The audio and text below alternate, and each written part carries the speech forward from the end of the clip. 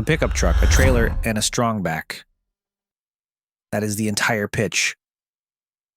No inventory, no storefront, no menu, no staff, no lease. Somebody calls you because there is a sofa in their garage they cannot lift, and you drive over, lift it, and drive away with $300. Do that twice a day, and you are earning more than most people with a degree. That is why junk removal has become the internet's favorite starter business. Every video says the same thing. Low startup, high margin, cash in hand. And the strange part is, the pitch is basically true. People really do start with a borrowed truck and build something real. This is not a scam. But almost nobody explains what you are actually selling, because you're not selling muscle, and you're not selling truck space. You're selling something far less obvious. And the moment you understand what it is, the whole business changes shape. By the end of this, you will know exactly where the money is made, exactly where it quietly leaks out, and the one number that decides whether you have built a job or a business. This is the economics of owning a junk removal company. Start with the barrier, because this is the part the pitch gets right. A used pickup and a dump trailer will put you on the road for somewhere between $5,000 and $15,000. Insurance, a business license, and a basic set of straps, dollies, and gloves add another couple of thousand. Compare that to a laundromat at $250,000 or a car wash at $2 million, and you can see the appeal. This is one of the cheapest real businesses in America to start. If you want the proper setup, a dedicated junk removal truck with a dump box runs somewhere in the range of $40,000 to $80,000 used, and well over $150,000 new. A grapple truck, the kind with the claw arm, is more again. And if you would rather buy the brand instead of building it, the numbers get serious fast. A 1-800-GOT-JUNK franchise runs a total initial investment of roughly $107,000 to $140,000, on top of a $30,000 franchise fee. College Hunks runs from about $159,000 to $288,000. And then there is the part that never goes away. The royalty. 1-800-GOT-JUNK takes 8% of everything you earn. College Hunks takes 7% plus another 2% for brand development. Forever. So the entry price is real, but it is small, which creates the first problem nobody warns you about. If it is cheap for you to start, it is cheap for everyone else too. There are 3 doors into this business, and they are not the same business. Door 1. Solo operator. You, a truck, and a phone. Your costs are almost nothing, and your margin looks incredible. Because you are not really paying labor, you are paying yourself in exhaustion. Door 2. Buy an existing route or company. Now you are paying for something specific, and it is not the trucks. You are paying for a customer list and a service area, and that is a genuine asset if it is real. Door 3. Franchise. You buy the phone number, the brand, and the marketing machine. The trade is simple. It is far easier to get customers and far harder to keep your profit, because a percentage comes off the top of every job for as long as you operate. Most people take Door 1 because it is cheapest. And Docker 1 works. But Door 1 has a ceiling built into it, and the ceiling is not money. It is hours. There are only so many sofas one person can lift in a day, and every dollar in that version of the business is tied to your own spine. To get past that ceiling, you have to hire. And the moment you hire, the economics invert completely. Here is the number that actually runs this business, and almost nobody says it out loud. You're not paid to remove junk.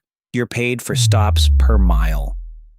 Think about what a job really costs you. A typical residential job might take 20 to 40 minutes of actual loading. That is the part you get paid for. But before that, you drove there. And after that, you drive to the next one or to the dump. And none of that time is billable. If your jobs are clustered in one neighborhood, you might run 5 or 6 in a day. If they are scattered across a metro area, you might run 3, doing exactly the same amount of lifting, burning twice the fuel, and paying your crew for the privilege of sitting in traffic. Same trucks, same crew, same work. Half the revenue. That is why the experienced operators are obsessive about a word that sounds boring. Density. They would rather have 40 customers on one side of town than 100 scattered across the whole city. And if you do not understand why, you will take every job you are offered and quietly go broke doing it. Junk removal is not a lifting business. It is a logistics business. Now the second killer, and this one arrives at the end of every single job. You pick the junk up. Now you have to put it down somewhere, and that costs money. Landfills and transfer stations charge by weight, and that charge has a name: the tipping fee. Nationally, it averages about $62 a ton, and it is climbing, up roughly 10% in a single year. But the average hides the real problem, which is that this number depends entirely on where you happen to operate. In Mississippi, it is under $32 a ton. In Alaska, it is over $124. The Northeast averages around $81. The South Central states around $45. Across the industry, disposal costs eat somewhere between 15 and 25% of revenue. That is not a rounding error. That is a fifth of your business handed over at a weighbridge. Here is why that matters more than it sounds. You quoted the customer by volume. You charge them for how much space their junk took up in your truck, but the dump charges you by weight. So a truck full of pillows and cardboard is wonderful. A truck full of wet carpet, roof shingles, plaster, or a cast iron bathtub can wipe out the profit on the job that produced it. That is the trap. The customer sees a full truck and thinks they got a deal. You see the scale ticket and realize you just worked 2 hours to move somebody's renovation debris at a loss. And unlike most costs in most businesses, you cannot negotiate this one. The scale does not care how your day went. So let us build the real revenue picture. Jobs are priced by how much of the truck they fill, and the latter is remarkably consistent across the country. A minimum load, a single item, runs about $100 to $150. A quarter truck, $175 to $250. A half truck, $275 to $400. A full truck, $500 to $800, and more than $1,000 if the load is heavy or the access is difficult. But the number that actually matters is the average, and across the country, the average job is close to $250. So do the daily math. A solo operator running 3 to 5 jobs a day at $250 is grossing somewhere between $750 and $1,250 in a day. Now take it apart. Fuel. The tipping fees on everything you just collected. Insurance. Truck maintenance, which on a vehicle that is loaded to its limit every single day is not optional. Marketing, because the phone does not ring by itself.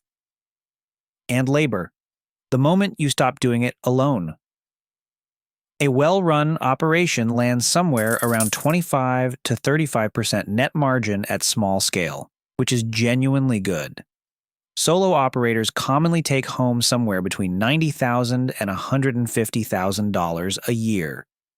But that margin tends to fall, not rise, as you add trucks, which is the opposite of what everyone expects. So let us look at why. Every solo operator eventually has the same thought. If one truck makes this much, 2 trucks make double. It almost never works that way. When you are solo, you are the salesperson, the driver, the loader, the dispatcher, and the bookkeeper. And none of those roles cost you cash. The moment you add a truck, you have to buy all of them. You need a second crew, which is wages plus payroll taxes plus workers' compensation insurance. and workers' compensation on a job where people lift heavy objects all day is not cheap. You need enough call volume to keep that truck busy, or it burns money sitting still. And you need somebody scheduling both trucks so they are not crossing the city past each other. That last one is the killer. 2 trucks working the same city without proper routing do not do double the work. They do about 1.5 times the work at double the cost. This is the moment most junk removal businesses stall. Not because demand ran out, but because the owner bought a second truck before they had the density to feed it. The business does not scale on trucks. It scales on route density. Now the part that separates the operators who grind from the operators who compound. Everything you pick up has 3 possible destinations. The landfill, which costs you money. The recycler, which sometimes pays you money. Or resale, which can pay you real money. Scrap metal is the obvious one. Appliances, exercise equipment, filing cabinets, copper, and aluminum all have scrap value, and prices move with commodity markets. A load of metal that would have cost you a tipping fee can instead earn you a check. Then there is furniture, tools, and equipment that is genuinely resaleable. Some operators run a warehouse or an online storefront and sell the best of what they collect. Here is the important part. The customer already paid you to take it. Anything you earn on the far end is a second payment on the same item. The best operators are effectively running 2 businesses at once. A service business that gets paid to collect material and a materials business that gets paid again to sell it. And the second one has no drive time at all. Now the costs the videos never mention, because they are unglamorous. Injury. This is a business where your entire capacity is human bodies lifting awkward, heavy objects down staircases. One serious back injury does not just cost you a claim. It removes a crew member and with them a truck's worth of daily revenue. Vehicle wear. A truck that carries maximum load every day with constant stop-start driving ages far faster than the mileage suggests. Brakes, transmissions, and suspension are consumables in this business, not surprises. Marketing. This is the one that shocks people. Junk removal is a search-driven business, and the cost of a click for someone actively searching for a junk hauler in a competitive metro can be brutal. You may be paying a meaningful slice of every job to the platform that sent you the customer. And competition. Remember that low barrier to entry we started with? It cuts both ways. Every year, a new wave of pickup trucks appears in your market, and some of them will price a job at a level that only makes sense if you do not understand your own costs. They will go out of business eventually, but they will drag your prices down while they do it. So where does the stable money actually live? Not in the sofa in somebody's garage. Residential work is unpredictable.